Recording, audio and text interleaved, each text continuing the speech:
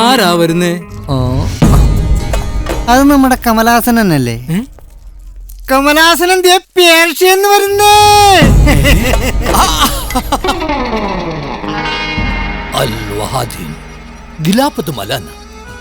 ഒടുവിൽ ഞാൻ എന്റെ മാതൃരാജ്യത്തിലേക്ക് മടങ്ങി വന്നിരിക്കുന്നു. എന്റെ കമലാസന എന്താ ഇത്?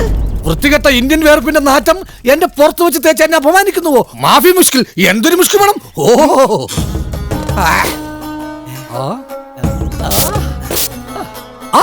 അപ്പു മേസ്ത്രിയോ? ഇത് മേസ്ത്രിക്ക് ഇരിക്കട്ടെ. ഇതുപോലെ പളപള മിന്നുന്ന ഒരുപാട് കുപ്പായങ്ങൾ ഇനി മേസ്ത്രിക്ക് തയ്ക്കേണ്ടി വരും.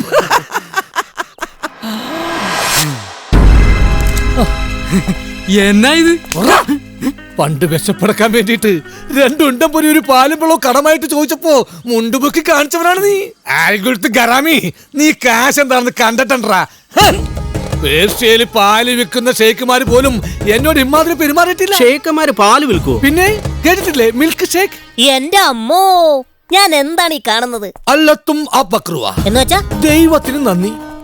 ഞാൻ ജോലി നോക്കിയിരുന്ന ഷേക്കിന്റെ പറമ്പിൽ ഒന്ന് കുളിക്കാൻ ഇത്ര വെള്ളം കിട്ടുമെന്നറിയാൻ ഞാനൊന്ന് കുഴിച്ചു നോക്കിയതാ. അപ്പോഴാണ് ഷേക്കിന്റെ പറമ്പ് മുഴുവൻ എണ്ണപ്പാറോന്ന് അറിയുന്നത്. ആ ഷേക്കിന്ന് മറ്റേ എണ്ണ കമ്പനികളുള്ള ഒരു കോടീശ്വരനാണ്. അദ്ദേഹത്തിന്റെ വിശ്വസ്ത മാനേജറായ എന്നെ അദ്ദേഹം 1,00,000 ബ്രഹ്മാക്കി മാറ്റി. അവിടെ എല്ലാവരും എന്നെ ബഹുമാന സൂചനാർത്ഥം അൽ കമലാസൻ എന്നാണ് വിളിക്കാറ്. ഈ അൽപ്പൻ എന്നുള്ളതിന്റെ അല്ലാണോ? താനാ സ്പ്രേയിങ് തന്നെ. നീ വെച്ചോ. പിന്നെ സ്പ്രേ അടിക്കുമ്പോ എവിടെയെങ്കിലും പിടിച്ചു നിന്ന് അടിക്കണം, അല്ലെങ്കിൽ നീ പറന്നു പോകും. ഞാൻ പണ്ട് കടവും കടത്തിണ്ടയുമായിട്ട് കരയിൽ കറങ്ങി നടന്ന പഴയ കമലാസനല്ല. സ്വന്തം കാശ് കണ്ട് സ്വന്തം കണ്ണ് തന്നെ തള്ളിപ്പോയ പുതിയ കമലാസനൻ, അൽ കമലാസനൻ. അസർബൈജാൻ. നിനക്കിഷ്ടമല്ലെങ്കിൽ എന്നെ കാമുകനെന്ന് മാത്രം വിളിക്കൂ. റോമിയോ എന്ന പേര് നിനക്ക് ഇഷ്ടമല്ലെങ്കിൽ എന്നെ കാമുകനെന്ന് മാത്രം വിളിക്കൂ. അവൻ താഴേക്ക് നോക്കി. കമലാസനല്ലേ? നീ ആളൊന്ന് മിനിങ്ങിയിട്ടുണ്ടല്ലോ. പളപള തിളങ്ങുന്ന ഷർട്ട്, കഴുത്തിന് സ്വർണ്ണ ചെയിൻ, പാട്ടുപെട്ടി. സാംബശിവന്റെ കഥാപ്രസംഗം ഇല്ലേ കേൾക്കുന്നത്? സാംബശിവന്റെ കഥാപ്രസംഗം കൊണ്ടുവരാമെന്നുള്ളത് ഞങ്ങൾ പേർഷ്യക്കാരുടെ ഒരു ഹോബിയാണല്ലോ. അമ്മു, നീ അങ്ങ് വളർന്നു പോയല്ലോ. പറയുന്ന കേട്ടാ തോന്നും ചേട്ടൻ പോയിട്ട് വർഷങ്ങളായെന്ന്. എന്തായാലും പേർഷ്യക്കാരാകുമ്പോൾ അങ്ങനെ എന്തെങ്കിലും പറയണല്ലോ. അജയന്റെ അടുത്ത കൂട്ടുകാരനായിരുന്നിട്ടും അവൻ മരിച്ച ഒരാഴ്ച കഴിയും മുമ്പ് വിസ വന്ന് പോകേണ്ടി വന്നു. പേർഷ്യ ചെന്നിട്ടും നിങ്ങളൊക്കെ തന്നെയായിരുന്നു എന്റെ മനസ്സറിയാം. ഇതാ ഇത് വെച്ച്. എന്താ ഇതൊക്കെ? ചേട്ടനൊരു ഉടുപ്പിന്റെ തുണിയും ഉടുക്കാൻ കൈലിയും, അമ്മനൊരു സാരിയും സ്പ്രേയും അത്തറും മോത്തിടാൻ സ്നോയും. ഫാറിനൊന്നും കൊണ്ടുവന്നില്ലേ? സ്കോച്ചാ. ചേട്ടനുള്ള സ്കോച്ച് ഭദ്രമായിട്ട് എന്റെ വീട്ടിലുണ്ട്. ഇതൊക്കെ വാങ്ങിച്ച് കാശ് കളയേണ്ട വല്ല കാര്യമുണ്ടോ? ഒരു പാവപ്പെട്ടവനായിരുന്നെങ്കിൽ ചെലവ് ചുരുക്കി ജീവിക്കാമായിരുന്നുവെന്ന് ഇപ്പോൾ ആഗ്രഹിച്ചു പോവുകയാണ്. അല്ലെങ്കിൽ പിന്നെ നമ്മുടെ കാര്യങ്ങളൊക്കെ നോക്കി നടത്താൻ പറ്റിയ ഒരു പെൺകുട്ടി ജീവിതത്തിലേക്ക് കടന്നു വരണം.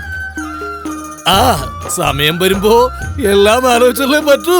കാശ് സൂക്ഷിക്കാൻ ഭാര്യ തന്നെ വേണമെന്നൊന്നുമില്ല. ഇവിടെ പവിത്ര മുതലാളി പുതിയൊരു ബാങ്ക് തുടങ്ങുന്നുണ്ട്. പവിത്ര മുതലാളിയോ? ആരാണ്? ഈ കരയിലെ പുതിയ മുതലാളിയാ. ഞാനും മോളോട്ടൊക്കെ നല്ല ലോഹ്യത്തില. ചേട്ടന്റെ അത്ര പ്രായവും അമ്മുനെ പോലൊരു മോളുള്ള ആളായിരിക്കുമല്ലേ? അല്ലല്ല, ഇത് ചെറുപ്പം, നല്ല സുന്ദരൻ, കല്യാണം കഴിച്ചിട്ടില്ല. അയാള് ശരിയല്ല. നിങ്ങൾ നേരത്തെ പരിചയമുണ്ടോ?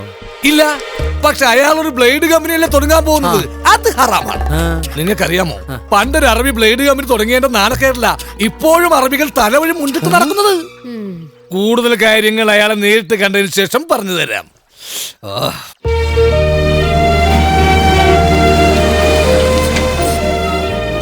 കുഴലിട്ട കൂൾ ഡ്രിങ്ക്സ്.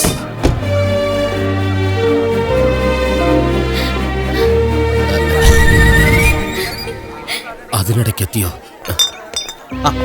വർമ്മസാറൻ ലക്ഷ്മി വന്നാട്ടെ. എനിക്ക് സമയത്തിലൊന്നും വലിയ വിശ്വാസമില്ല സാറേ. സാറ് തന്നെ എന്റെ സംരംഭം ഉദ്ഘാടനം ചെയ്യണമെന്ന് മാത്രമേ എനിക്കുള്ളൂ. ഒന്ന് മാറണേ, ഈ ലോഡ് അങ്ങോട്ട് കൊണ്ടുപോക്കോട്ടെ. മഹാലക്ഷ്മി മനസ്സിൽ വിചാരിച്ച് സാറങ്ങോട്ട് വെട്ടിയാട്ടെ. പിള്ള എന്താ അങ്ങോട്ട് പോകത്തത്? അങ്ങോട്ട് പോയാൽ ഞാൻ അകത്താവും. അല്ല, അകത്ത് ഭയങ്കര ചൂടല്ല, ഞാൻ ഇവിടെ നിൽക്കാം. സാറിന് വല്ല ജ്യൂസോ സ്ക്വാഷോ ഒക്കെ കൊടുത്ത് നല്ലവണ്ണം റിലാക്സ് ചെയ്യും. എന്നിട്ട് മതി നമ്മുടെ ഡെപ്പോസിറ്റിന്റെ കാര്യമൊക്കെ സംസാരിക്കാൻ. വന്നാട്ടെ.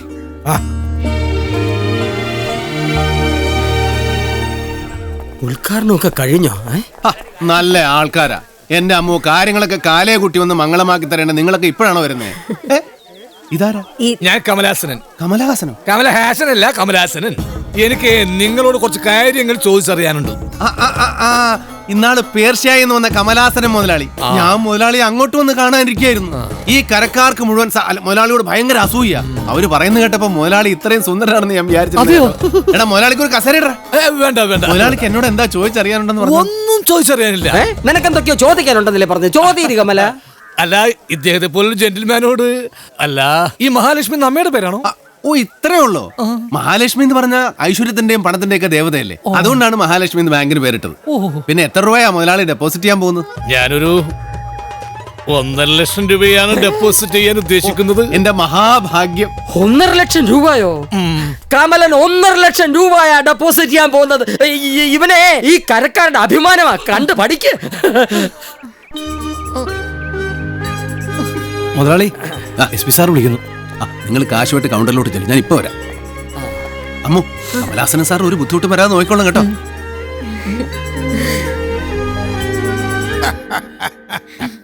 ധനലക്ഷ്മി ബാങ്കിന്റെ ഇവിടുത്തെ ബ്രാഞ്ചിലേക്ക് ഇവക്കൊരു ട്രാൻസ്ഫർ റെഡിയാക്കിയിട്ടുണ്ട്. 2-3 ദിവസത്തിനകം ജോയിൻ ചെയ്യും.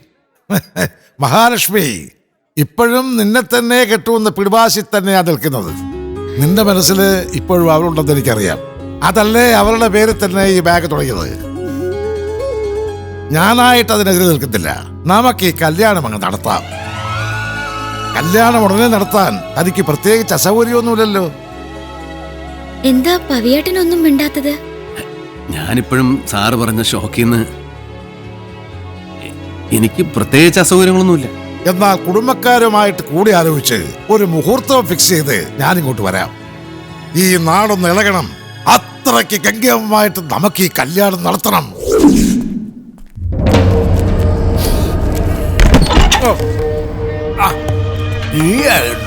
അച്ഛൻ ഇവിടെ കാശ് മണി രസിച്ചോണ്ടിരുന്നോ? ആ പവിത്രൻ SP വർമ്മയുടെ മോളെ കെട്ടാൻ പോവാ. അവനെ വെച്ചോണ്ടിരിക്കരുതെന്ന് ഞാൻ അന്നേ പറഞ്ഞതല്ലേ. ഇനി അവനെ പിടിച്ചാ കിട്ടുവോ? ഒരു മണ്ണാങ്കട്ടയില്ല. ഒന്നും കാണാതെ ഞാൻ അവനെ ബാങ്ക് വിട്ടുകൊടുക്കുന്നു തോന്നുന്നുണ്ടോ? നാട്ടുകാരുടെ കാശ് അവിടെ അങ്ങോട്ട് കുമിഞ്ഞു കൂടട്ടെ. ഓരോ സ്കോച്ച് പൊട്ടിക്കുമ്പോഴും കല്യാണപ്രായമെത്തിയ ഒരു കന്യകൻ എന്ന നിലയിൽ ചേട്ടനിൽ നിന്നും ഞാൻ കേൾക്കാൻ കൊതിക്കുന്ന ഒരു കാര്യമുണ്ട്. സൽസ്വഭാവിയും സൂക്ഷിച്ചു നോക്കിയാൽ സുമുഖനുമായ ചെറുപ്പക്കാരനെ പണ്ട് മുതലേ ഒരു പെൺകുട്ടിയെ ഇഷ്ടമായിരുന്നു. കുറെ കാലങ്ങൾക്ക് ശേഷം ഈ ചെറുപ്പക്കാരൻ ഒരു ലക്ഷഭ്രമായി തിരിച്ചു വരുന്നു. തദ്വസരത്തിൽ പെൺകുട്ടിയുടെ അച്ഛനുമായി ഇതുപോലൊരു ചെറുതോണിയിൽ ഇളങ്കാറ്റേറ്റ് ലഹരി നുണഞ്ഞിരിക്കുമ്പോൾ പെൺകുട്ടിയുടെ അച്ഛനിൽ നിന്നും ആ സുമുഖനായ ചെറുപ്പക്കാരൻ എന്താണ് കേൾക്കാൻ ആഗ്രഹിക്കുക? തൊട്ട് നക്കാൻ കുറച്ച് അച്ചാർ കൂടി ഉണ്ടായിരുന്നെങ്കിൽ നന്നായിരുന്നു എന്നല്ലേ? ഓ, കുടി കുടി കുടി, മുടിഞ്ഞ കുടി മാത്രം. എന്നെ പോലെ കഴിവും കാര്യപ്രാപ്തിയുമുള്ള ഒരാളെ കെട്ടാൻ അമ്മൂനെ പോലെ സുന്ദരിയും സുശീലമായ ഒരു പെൺകുട്ടി തന്നെ വേണം എന്ന പ്രപഞ്ച സത്യം ഇനിയും ഉള്ളിൽ ഒളിപ്പിച്ചു വെക്കാൻ എനിക്ക് വയ്യ. എനിക്ക് അമ്മൂനെ കെട്ടിച്ചു തരണം.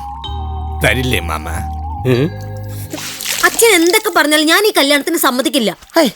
എന്തോ ആലോചിച്ചോണ്ടേ പറയുന്നത്? കമലിനെ പോലൊരു വലിയ പ്രശ്നക്കാരനെ അങ്ങോട്ട് ആലോചിച്ചല്ലായിരുന്നു നമ്മുടെ തെറ്റ്. അവൻ ഇങ്ങോട്ട് ആലോചിച്ച് വന്നപ്പോ നിനക്ക് ഈ കല്യാണത്തിന് ഇഷ്ടമില്ലാത്ത എന്താണ്? എനിക്കതിപ്പോ അറിയണം. നിക്കടേ, നിനക്ക് ഈ കല്യാണം വേണ്ടാത്ത കാര്യം എന്താ പറയടേ? എനിക്കൊരാളെ ഇഷ്ടമാണ്. നിനക്ക് പ്രേമമോ? മുട്ടോളം വെള്ളം തീർത്തി കെട്ടുവെള്ളം കെട്ടി കൊന്നുകളയും ഞാൻ നിന്നെ. അവനെ കുടുംബത്തിലെ മാനക്കെട്ടൊക്കെ നടക്കുന്നു. നിന്നെ അജയനെ മരിച്ചിട്ടുള്ളൂ. ഞാനിവിടെ കല്ല് പോലെ ജീവിച്ചിരിപ്പുണ്ട്. പറയടി, ആരാവൻ? ഏതെമ്പോക്കിയാലും അവൻ നാളത്തെ സൂര്യോദയം കാണില്ല. ഞങ്ങള് തമ്മിൽ ഇഷ്ടത്തിലാന്നേ ഉള്ളൂ. തുറന്നു പറഞ്ഞിട്ടില്ല. അച്ഛനോട് ഞാൻ എല്ലാം പറയാം. എനിക്ക് കുറച്ച് സമയം വേണം.